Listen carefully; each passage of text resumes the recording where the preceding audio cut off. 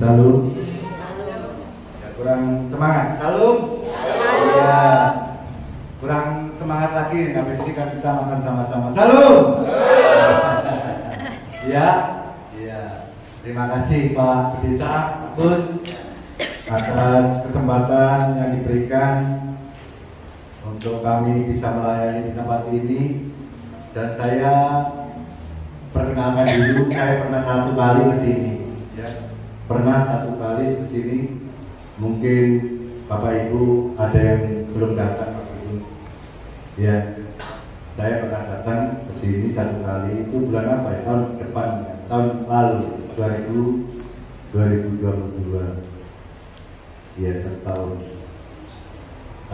Tadi saya berangkat dari Surabaya jam 7, kendalanya macet di mana-mana. Terlebih yang di Nengkrek, Kertosono ya, macet itu. Ya, saya puji Tuhan kami boleh ada di tempat ini dalam keadaan sehat dan baik. Ya, perkenalkan saya dulu dari kita tim Persekutuan Doa Batu Penjuru. Ya, ketua suku saya ini Bapak Insinyur Ronald. Ya, ini orang dari Batak. Ya, ya, karena banyak puasa dia rambutnya agak hilang. Ya. Banyak puasa. Ya. Kalau saudara banyak puasa pasti rambutnya berkurang. Ya. Yang petak-petak gini biasanya banyak puasa. Kalau Pak volumenya dikecilin, bassnya aja ya di tes, ada tingginya di tes, bantuan tes satu ya wis bassnya Pak ada tingginya di ya. Terima kasih. Saya sudah perkenalkan tadi dari Persekutuan Doa Batu Penjuru. Saya kurang lebih 15 orang. Kalau lengkap bisa 25 ya. Kalau lengkap 25. Tapi kalau saya tidak menyebutkan keluar 10, jadi 15 saja. Iya. Ya, yang 10 tidak ikut. Kalau saudara tahu kita melayani ini tidak pinter-pinter banget ya. Yang ujian, yang musik pas-pasan, yang penting kita hati kita mau rindu melayani. Memang saudara ya, kalau kita punya talenta bagus tapi tidak mau melayani ya tidak berarti, karena Tuhan memberi talenta kita dan kita mau melayani dengan apapun yang kita bisa. Itu suatu kesempatan yang diberikan Tuhan untuk kita selama kita masih ada ya. Perkenalkan ini dari ketua saya tadi Bapak Ronald, ini Bapak Nur ini dari Maluku ya. Ya, tim musik saya ini Pak Agung, Bu Joni, ini tim saya ya, dari Bu Eli sama satunya sama tadi Bu Ana ya, Pak Didi ya, Pak Bu Ana ini dari Bali ya, Pak Didi ini dari Singapura ya. Dari Singapura ya. Iya, Singapura. Ya, ini kan jam setengah 11 lebih 10. Jam 11 kurang seperempat. Firmannya kalau dibikin 30 menit setuju? Atau 1 jam setengah? Iya, ini ada kisah nyata saudara ya. Ini ada kisah nyata. Suatu hari ada tamu di satu gereja. Di satu gereja itu ada tamu dan Bapak Pendetanya itu bercerita Pak, jemaat saya itu tidak seberapa yang datang, dan jemaat saya itu pelit-pelit. Ditanya oleh tamunya, berapa jemaatnya? Kurang lebih 100 Pak. Oh, saya pelit Pak. Oh iya. Terus, tapi kalau dia, Pak Pendeta tanya, kalau Bapak bisa menggugah semangat saya untuk bisa bangkit, bisa kuat dan tidak pelit. Saya bersyukur sekali. Ya. Suatu hari ini cerita. Iya. Oke. Nanti saya khotbah, saya akan tampil di mimbar dengan cara berbeda. Nah, di situ pendetanya setelah dikasih laporan Bapak Gembala, dia berkata, salut, semua jemaat ingin diberkati Tuhan, haleluya. Jemaat ingin kaya, haleluya. Jemaat ingin sehat, haleluya. Apa ada jemaat yang mau bangkrut? Nggak ada yang haleluya. Apa mau jemaat yang sukses? Haleluya. Oke. Mau ada jemaat yang sakit? Nggak ada. Jemaat yang sembuh sehat diberkati? Haleluya. Oh iya. Sekarang saya mau tanya pada jemaat, ya. Ini pendeta ini bilang seperti itu. Saya sebelum khotbah, kolektor saya jalankan duluan. Kalau yang biasanya kolektor belakangan, ini saya jalankan duluan, ya. Saya ingin ngomong, tema saya tergantung persembahan saudara-saudara. Nanti setelah saudara memberi persembahan, ini dihitung, ya, dihitung. Nanti itu yang menentukan khotbah saya. Waduh, deg-degan ini, deg-degan. Jemaatnya, ini nggak biasa khotbah kok ngitung persembahan. Ya, karena laporan gembalanya tadi dia ingin menguji. Karena mau diberkati, haleluya, mau sehat, haleluya, mau sakit, tidak ada yang mau. Oke, saya mau sebelum khotbah saya kolektor dijalankan. Tapi sebelum kolektor dijalankan, saya ingin ini 3 sak, kebetulan juga 3 sak gerejanya ini.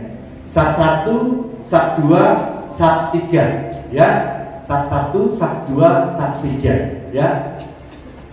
Kalau persembahan saudara hari ini mencapai 1 juta, saya khotbahnya 30 menit bicara berkat dan mujizat. Kalau saudara persembahannya 500, saya akan berbicara masalah pertobatan. Kalau saudara di bawah 500, saya akan bicara tentang kekudusan. Sekarang persembahan 3 tempat akan saya hitung. Sekarang dijalankan. Nah, dijalankan pujiannya musiknya dilakukan, habis itu dijalankan. Habis itu persembahan dihitung, saudara. Tahu saudara dapatnya? Kalau tadi mujizat berkat persembahan 30 menit, dia khotbah 30 menit, persembahan seharusnya berapa tadi? 1 juta.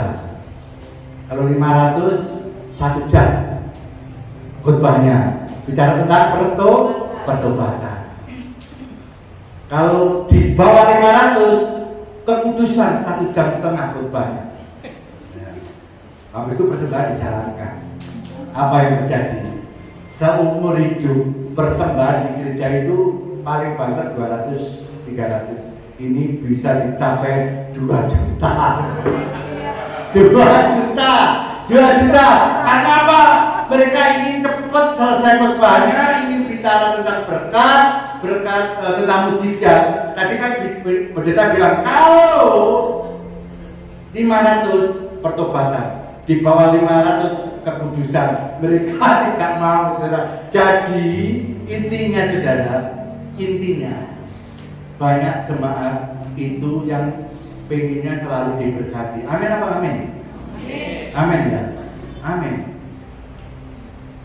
Khotbahnya sedikit, menyenangkan, banyak guyonnya, bicara tentang berkat.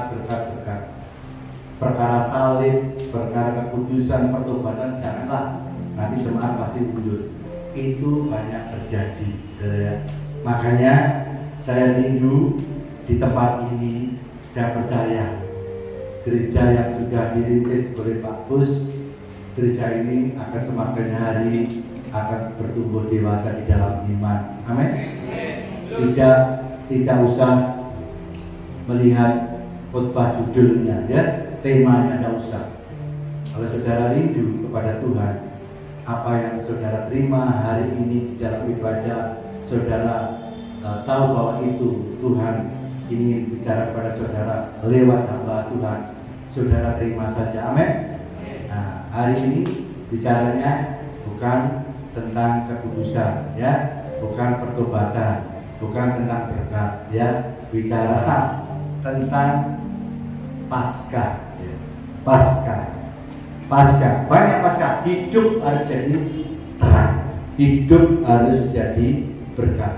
Saya tanya dulu saudara, Bapak Ibu yang ikut Tuhan di bawah 1 sampai 5 tahun, angkat tangan. 1 sampai 5 tahun. Tidak ada, ya? 5 tahun sampai 10 tahun? 10 tahun sampai selamanya? Selamanya. Oh, puji Tuhan. Ya. Saya rindu kita tahu makna bagaimana sih pengorbanan Tuhan Paskah ini. Ada satu hal yang saudara perlu untuk ketahui. Tonggak iman kekristenan, tonggak iman kekristenan itu ada 5 hal yang Tuhan kerjakan di dalam kehidupan orang Kristen. Pertama adalah kelahiran, Natal.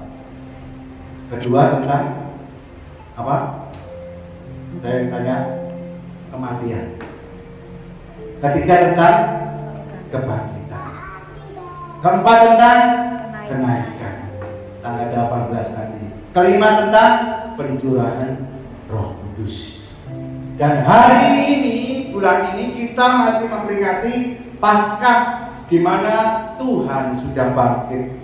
Jadi kita merayakan dan kita tahu bahwa itulah tonggak iman kekristenan yang ketiga: kelahiran, kematian, kebangkitan. Saya ingin tahu saudara, apa yang dikerjakan Tuhan waktu Tuhan mati di kayu salib. Pertama, manusia didamaikan dengan Tuhan, manusia didamaikan dengan Allah. Kedua, manusia diampuni dan dibenarkan. Itu kerja yang Tuhan lakukan di kayu salib. Yang ketiga, manusia disucikan, manusia dikuduskan lewat kuasa salib. Keempat, di dalam kematian Kristus, manusia diangkat menjadi anak Allah. Yang keempat. Yang kelima, manusia menerima kemuliaan untuk bisa hidup kekal bersama Tuhan. Karena firman Tuhan berkata, akulah jalan kebenaran dan hidup. Tidak ada seorang pun yang sampai kepada Bapa kalau tidak melewati aku. Yohanes 14 ayat 6. Akulah jalan. Manusia seringkali meremehkan keselamatan yang diberikan Tuhan. Seolah-olah berbicara begini, agama itu sama saja. Oh enggak, agama enggak sama saudara. Saya adalah orang yang dulunya tidak kenal Tuhan. Saya dulu orang yang tidak percaya akan agama Kristen. Karena apa? Sesuatu yang tidak masuk akal, sesuatu yang hal tidak logis. Tuhan mau mati, Tuhan mau disalib. Kalau Tuhan itu benar-benar Allah, Tuhan itu benar-benar berkuasa, ngapain harus rela mati? Kalau ditebus ya cukup ditebus saja. Cukup. Itu pengertian orang-orang banyak di luar sana. Tapi kita harus tahu bahwa di dalam Tuhan, di dalam Yesus, kita ada jaminan karena Kristus mati untuk semua orang, supaya kita yang hidup bukan untuk dirinya lagi, tapi untuk Yesus, untuk Tuhan. Ya, kita baca di dalam 2 Korintus 5 ayat 15. Kurang kecil, 2 Korintus 5 ayat 15. 2 Korintus 5 ayat 2 Korintus 5.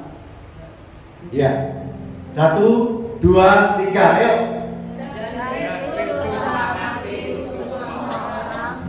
Supaya mereka yang hidup tidak lagi hidup untuk dirinya sendiri, tetapi untuk Dia yang telah mati dan telah dibangkitkan untuk mereka. Saya mohon semua baca sama-sama ya. Kita renungkan ayat ini, ayat yang luar biasa. Seringkali kita lewati begitu saja, bahwa Tuhan disalib mati itu untuk semua orang. Kita baca sama-sama. 1, 2, 3. Dan Kristus telah mati untuk semua orang, supaya mereka yang hidup tidak lagi hidup untuk dirinya sendiri, tetapi untuk Dia yang telah mati dan telah dibangkitkan untuk mereka.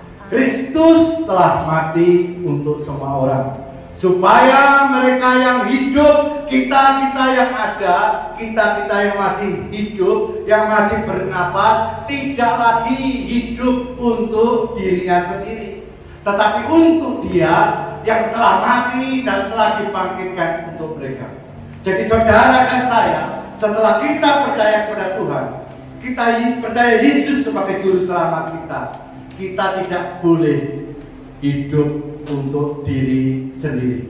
Karena apa? Saudara telah dibeli dan harganya lunas dibayar. Karena itu muliakanlah Allah dengan tubuhmu. 1 Korintus 6 ayat 20. Kita semua telah dibeli dan telah dibayar lunas. Karena itu kita harus memuliakan Tuhan dengan tubuh kita, karena kita telah diselamatkan. 1 Korintus 6 ayat 20 kita baca sama-sama. Saudara, sebab kamu telah dibeli, harganya telah lunas dibayar. Karena itu muliakanlah Allah dengan tubuhmu. Jadi tubuh kita bukan milik kita lagi.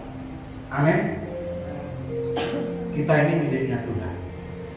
Saudara dan saya, setelah kita mengaku, barang siapa mengaku dengan mulutnya, percaya dalam hatinya bahwa Yesus Kristus adalah Tuhan, itu kita diselamatkan. Kita beriman, Efesus 2 ayat 8. Kita beriman kepada Tuhan. Kita mengimani bahwa keselamatan hanya datang lewat Yesus. Tidak ada jalan lain ke surga tanpa Tuhan. Kita diselamatkan. Tapi setelah kita ada jaminan keselamatan, untuk berjalan keselamatan kita harus bayar harga.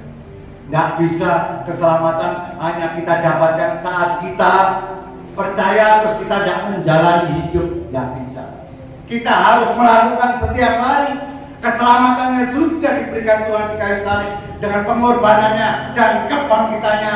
Kita harus refleksikan di dalam hidup kita setiap hari. Jangan hidup kita sama dengan hidup yang lalu-lalu. Kita harus berubah total.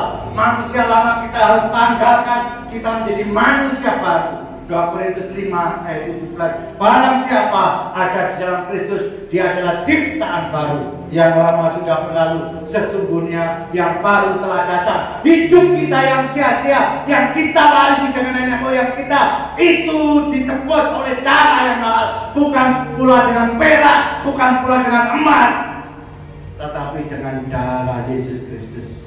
Itu Tuhan berkata. 2 Korintus 1 Petrus 5 1 Petrus, iya, coba 1 Petrus 1 ayat 18-20.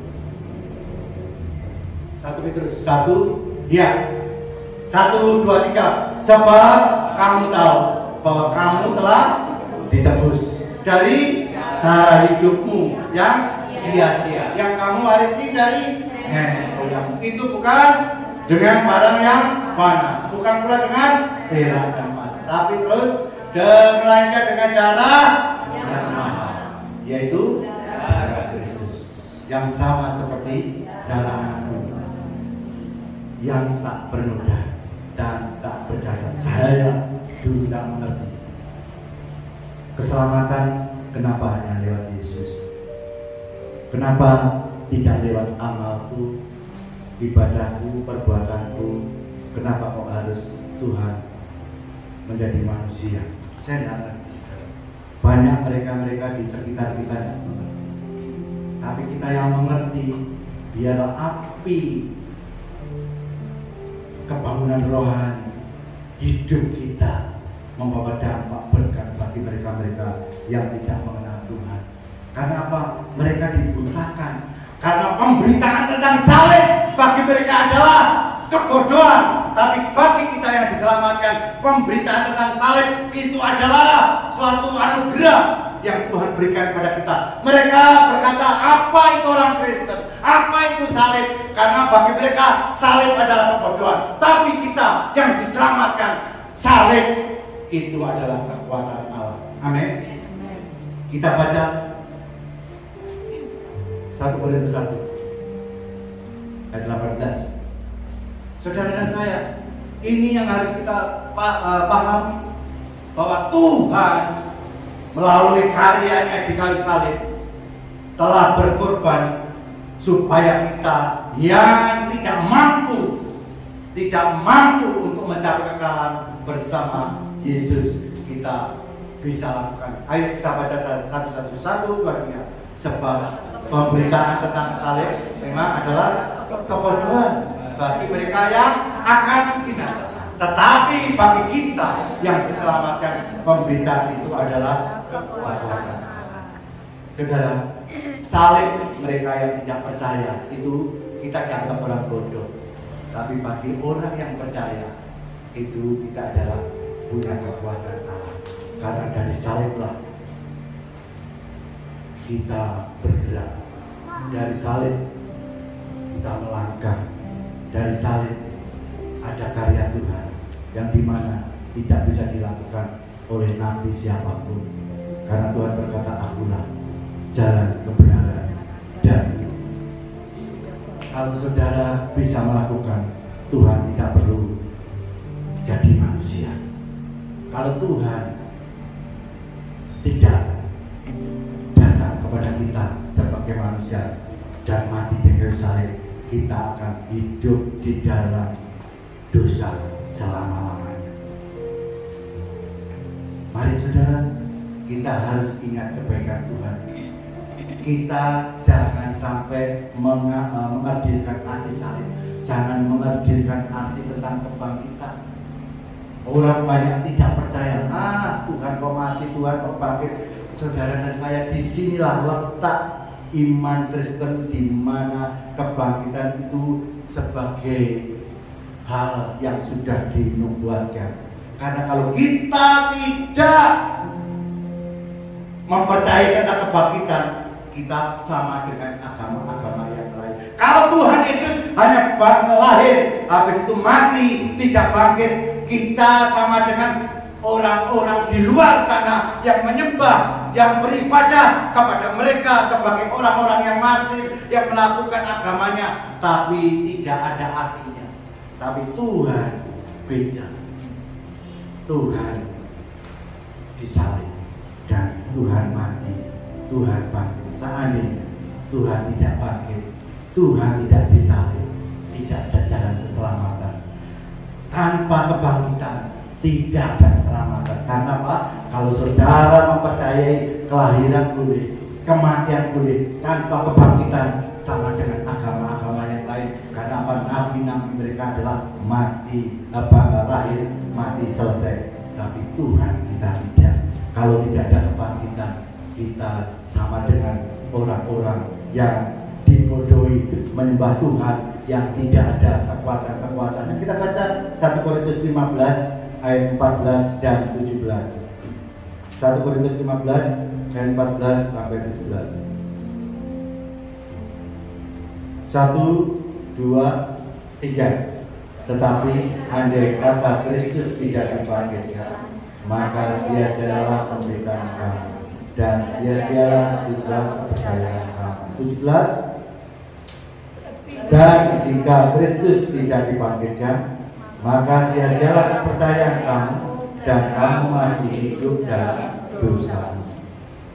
Sia-sialah gereja, sia-sialah hamba Tuhan sekolah teologi, Sialah orang menghabiskan waktu untuk berbuat baik karena kita percaya pada dongeng kalau itu tidak bangkit. Sia-sia Stefanus, sia-sia Petrus, sia-sia Paulus mempertahankan imannya sampai dia harus menderita karena imannya. Sia-sia karena dia percaya bahwa Yesus bangkit. Makanya kita saat ini orang yang tidak sia-sia. Karena apa? Benar-benar Tuhan bangkit. Kalau tidak, kita adalah orang yang sia-sia. Karena apa? Kita dengan agama yang lain tidak ada bedanya. Makanya dikatakan sia-sialah kita untuk menanggung hinaan, sia-sialah kita untuk beriman, sia-sialah kita menaruh harapan, doa siang malam untuk percaya akan Tuhan, sia-sialah kita semuanya untuk beribadah kalau Tuhan tidak bangkit. Puji Tuhan, Tuhan bangkit, disitulah kemenangan, disitulah letak keselamatan kita, dan disitulah awal yang harus kita iman. Dengan kebangkitan Tuhan kita ada jaminan.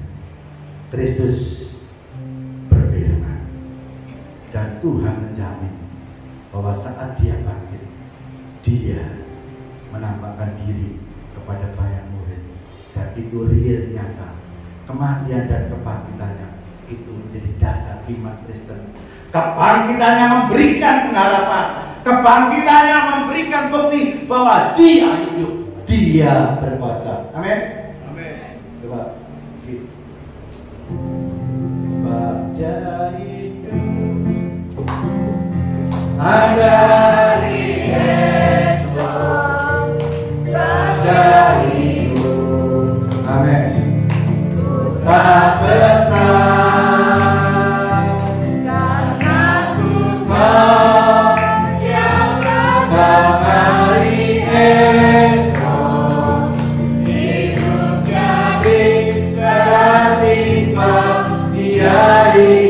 Sekali lagi katakan, pada hidup ada hari esok, pada hidup ku tak kekal, karena Tuhan yang pada hari esok hidup cari berarti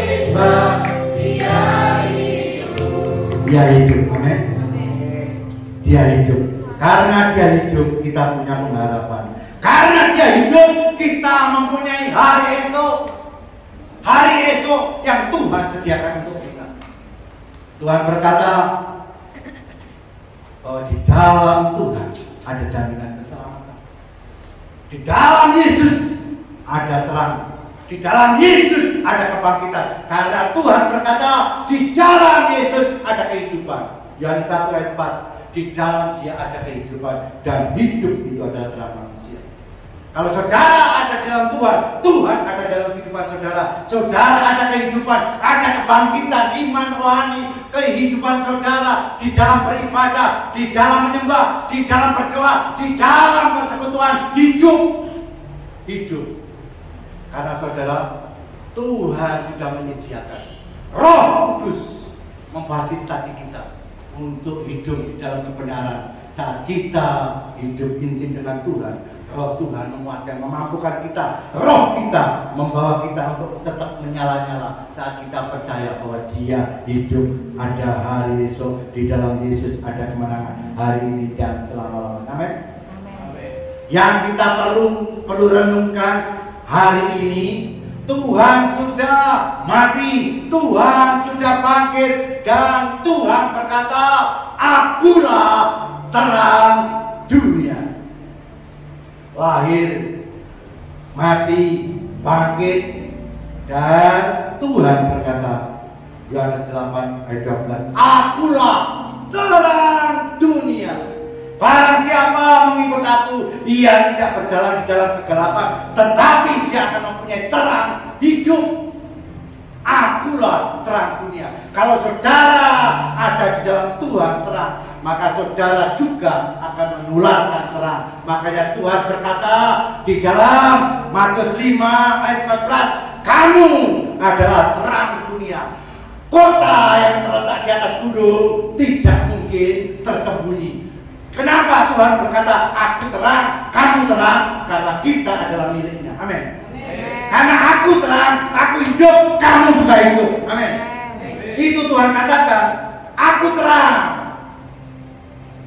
Yohanes 8 ayat 12. Dan Tuhan juga berkata di dalam Matius 5 ayat 14, kamu adalah terang dunia. Kota yang terletak di atas gunung tidak mungkin tersembunyi.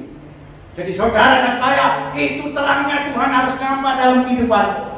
Paskah ini membawa terang, membawa kehidupan. Hidup harus bangkit, hidup harus jadi terang. Tidak bisa asal-asalan ke gereja semaunya, mempersembahkan hidup semaunya. Jangan.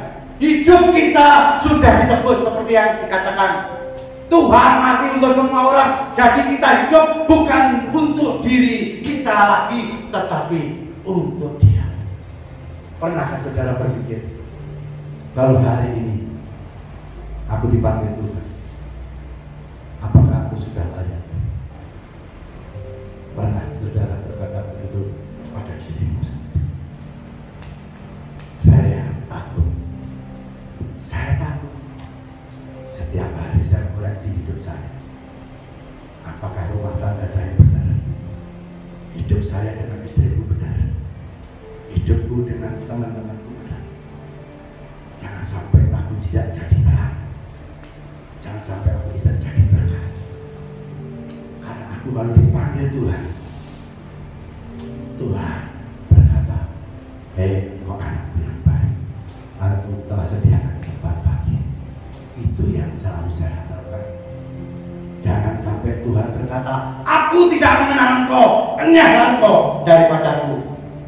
Tuhan, aku telah membuat mujizat demi nama. Aku telah bernubuat demi nama. Aku telah membuat tanda-tanda ajaib demi nama. Orang itu awalnya baik karena dia pernah membuat mujizat. Dia pernah bernubuat, tetapi ujungnya Tuhan berkata, enyahlah. Itu yang saya takuti. Itu yang saya takut. Saya harus ada pemberesan di hadapan Tuhan. Tuhan tidak bisa ditipu. Saudara bisa menipu suami, istri, bisa menipu anak, jemaat, gembala, tetapi Tuhan tidak bisa ditipu. Kalau hidup saya tidak jadi terang, hidup saya tidak jadi berkat, tidak jadi garam, jangan harap saudara akan jadi berkat di dalam kehidupanmu, rumah tanggamu, pekerjaanmu, sekelilingmu. Makanya Tuhan mati bangkit supaya kita pun hidup seperti Yesus hidup. Amin. Tuhan berkata, barang siapa mengikut aku, barang siapa berkata ada di dalam aku, dia wajib hidup seperti aku hidup. Dia wajib hidup seperti Kristus hidup. 1 Yohanes 2 ayat 6. Barang siapa berkata ada di dalam Yesus, dia wajib hidupnya sama seperti Kristus hidup. Jadi tidak bisa orang Kristen asal-asalan. Aku gereja semaunya, aku persembahkan main musik semaunya. Oh, jangan. Kalau itu dulu saya lakukan. Sekarang, no. Barang siapa mengatakan bahwa ia ada di dalam Dia, berarti di dalam Kristus, ia wajib, bukan ia seharusnya. Enggak. Kalau seharusnya bisa iya, bisa enggak. Ia wajib. Hidupmu wajib jadi berkat. Bagaimana seperti Kristus hidup. Angel saudara. Bagaimana bisnis jujur. Angel jadi terang itu harus jujur. Jadi terang itu harus benar. Jadi terang itu harus jadi berkat. Harus jujur. Angel saudara. Angel. Tapi ingat, besok belum tentu harinya itu milik kita. Selama kita diberi kesempatan hidup, kita harus koreksi hari lepas hari.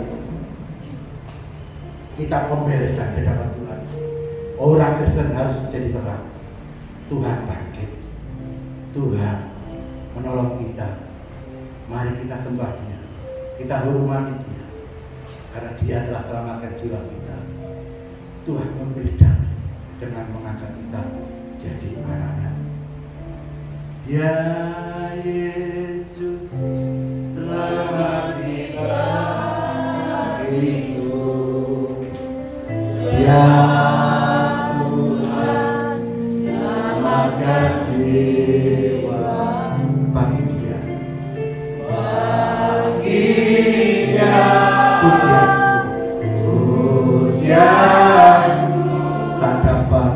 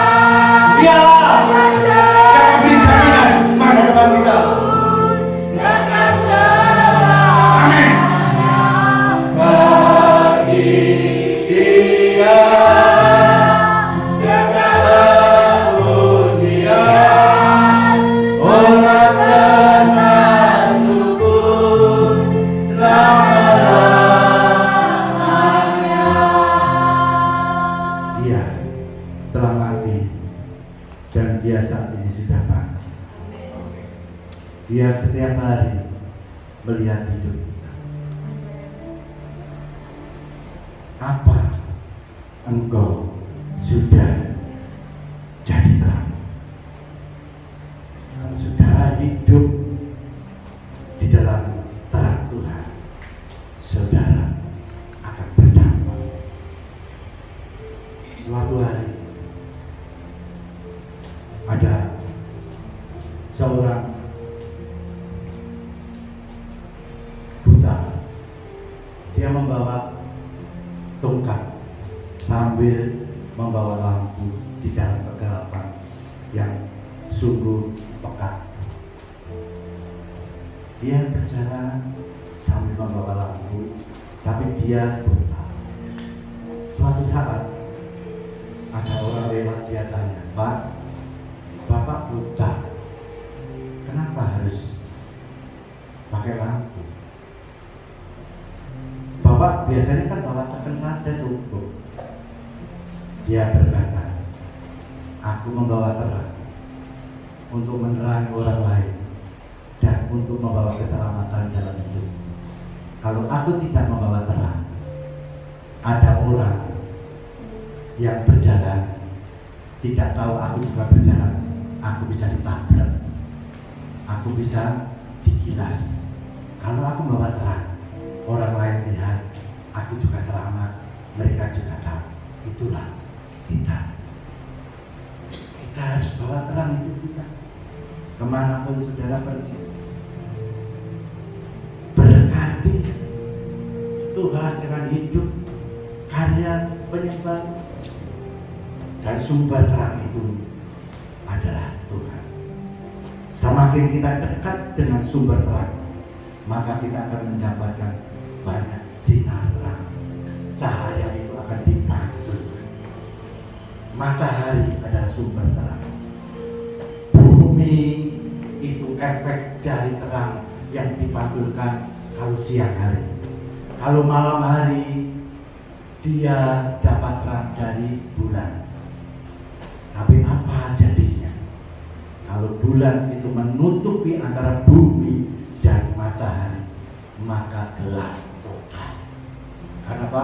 Terang itu tertutup oleh bulan dan bumi itu tidak ada cahaya. Tuhan adalah terang. Kalau kita menutupi dengan banyak dosa, banyak kesalahan, hidup kita tidak akan bersinar. Di belakang kita ada banyak kegelapan. Tapi kalau kita memantulkan terang seperti itu, memantulkan ke bumi, maka kita akan jadi banyak berkah. Penghalang terang adalah dosa. Mengapa doa-doa kita tidak bisa dijawab? Ibadahmu terasa kering, terasa kosong karena saudara tidak hidup dalam terang. Yesaya 59 ayat 1 dikatakan, sesungguhnya tangan Tuhan tidak kurang panjang untuk menyelamatkan, pendengarannya tidak kurang tajam untuk mendengarkannya, tetapi yang menjadi pemisah antara kamu dan Allahmu itu kejahatanmu, yang membuat doamu tidak didengar Tuhan itu karena dosa-dosamu. Kalau saudara hari ini introspeksi, kenapa? Pasca ini membawa dampak dalam hidupmu supaya kita menjadi terang, kita menjadi berkat, kita jadi garam, supaya ada maknanya. Kalau kekristenan hanya biasa-biasa saja, ke gereja, ibadah. Oh, saudara akan dimuntahkan oleh Tuhan. Dimuntahkan. Hidup sekarang hati-hati. Zaman sekarang banyak hal yang spektakuler terjadi. Minggu depan di Amerika terjadi konferensi penyembahan setan seluruh dunia. Kumpul di Amerika. Homoseks, lesbian, semua merajalela. Kawin sesama jenis dilegalkan. Dunia semakin gelap.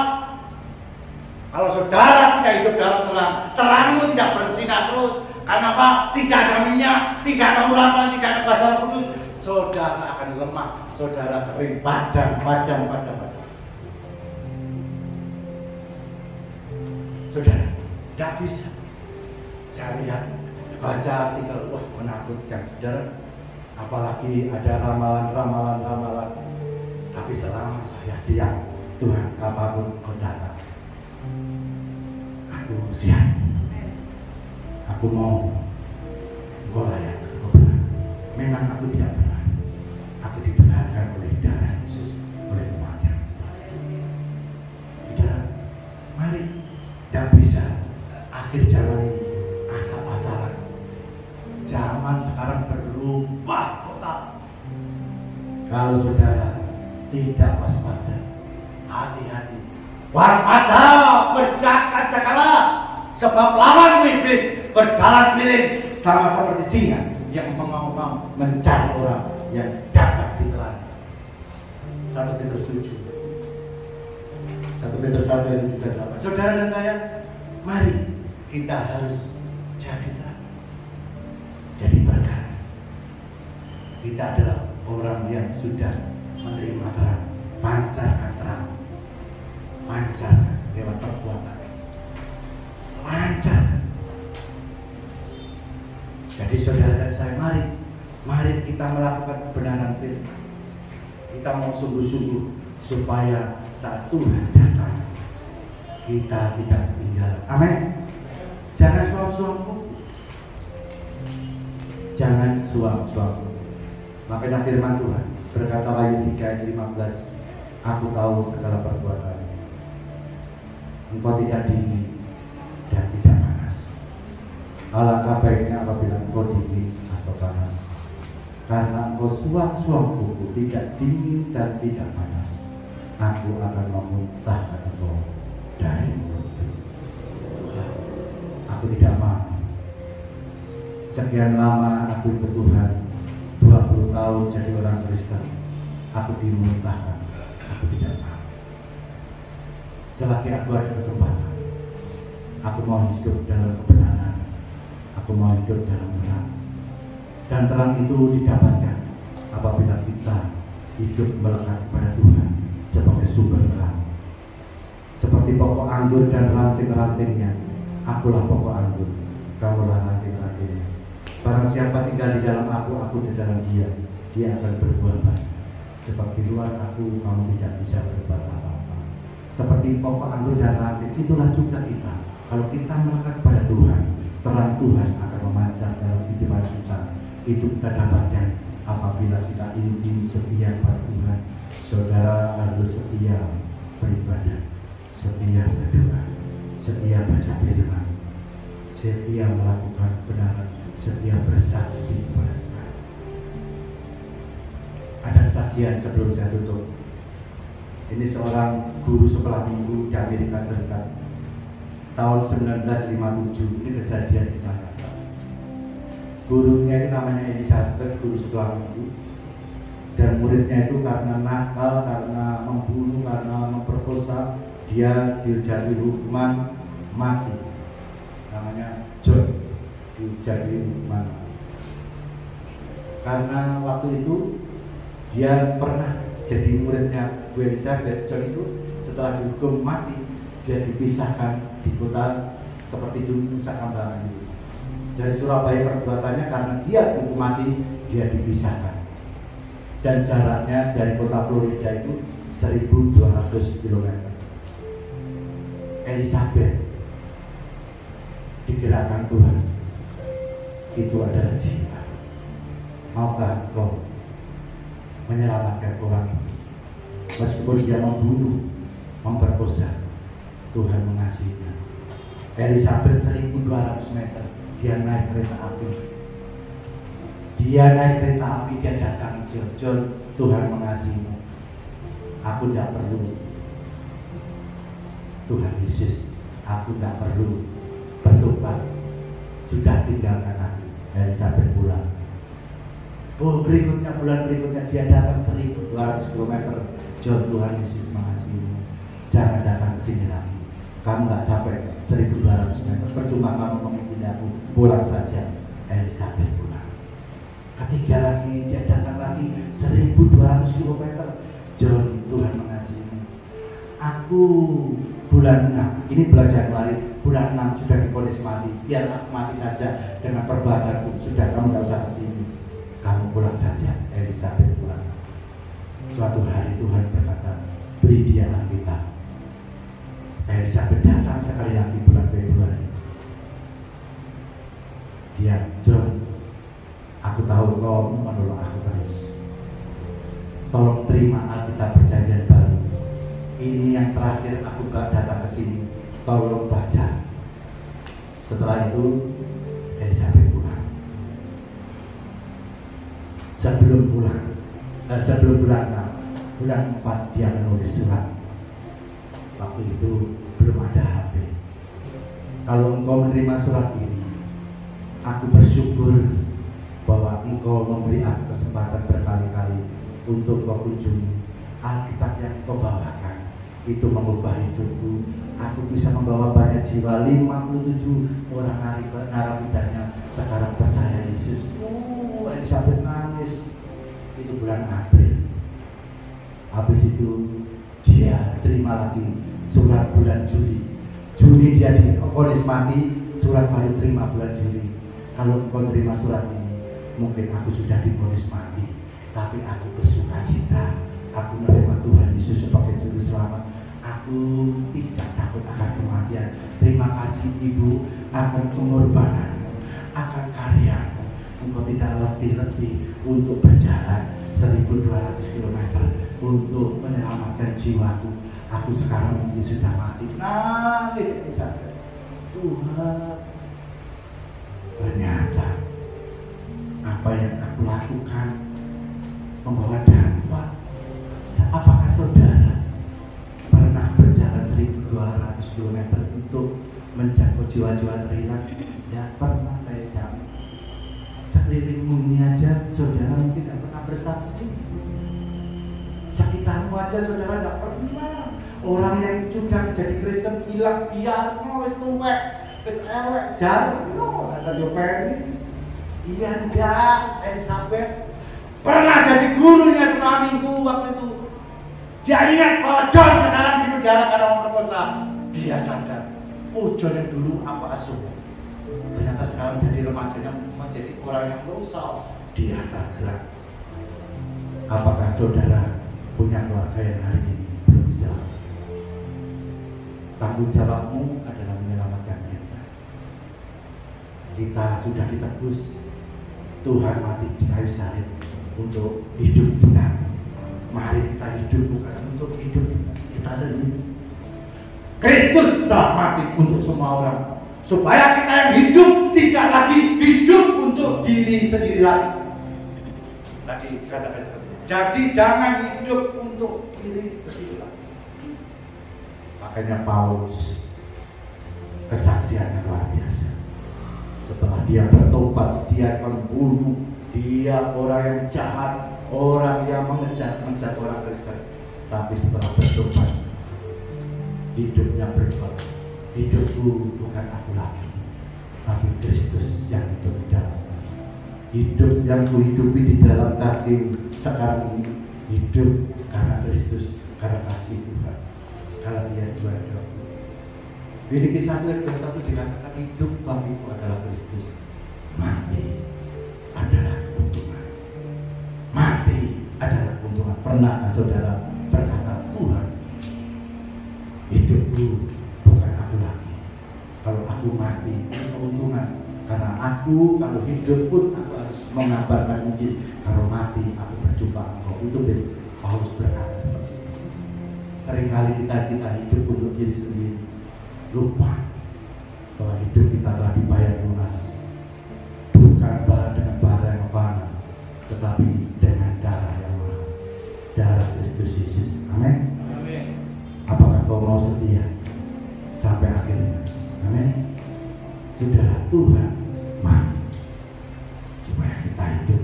Akulah kebangkitan dan hidup.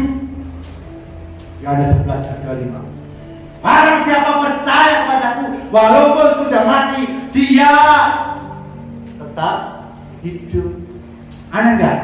Meskipun saudara mati, tapi kalau saudara percaya Tuhan, jiwa kita hidup, roh kita hidup. Meskipun kita mati di dalam tubuh, tapi roh kita, jiwa hidup. Akulah kebangkitan. Akulah kebangkitan. Jadi hari ini Tuhan berkata, akulah kebangkitan, akulah terang, akulah jalan, akulah roti hidup. Tuhan berkata, akulah pokok. Mari kita datang kepada Tuhan dengan sikap yang hormat.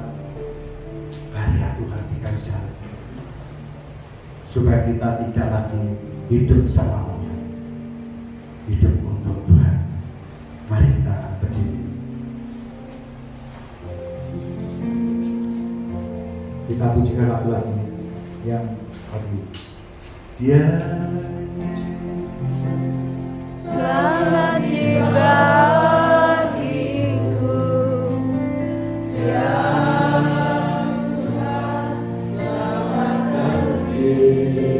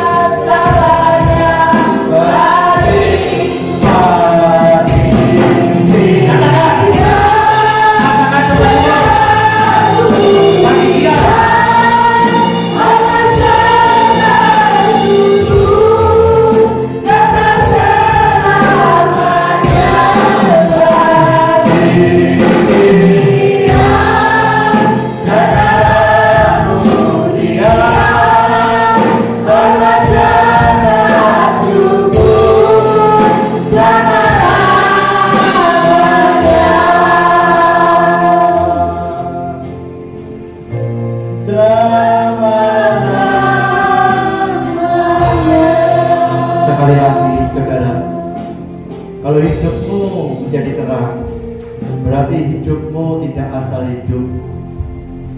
Saudara dan saya menjalani hidup tidak boleh asal-asalan, tetapi punya kehidupan yang berarti dan berdampak bagi kelilingmu, bagi sekitarmu, bagi keluargamu. Orang yang percaya kepada Kristus harus bangkit dan bisa menjadi terang supaya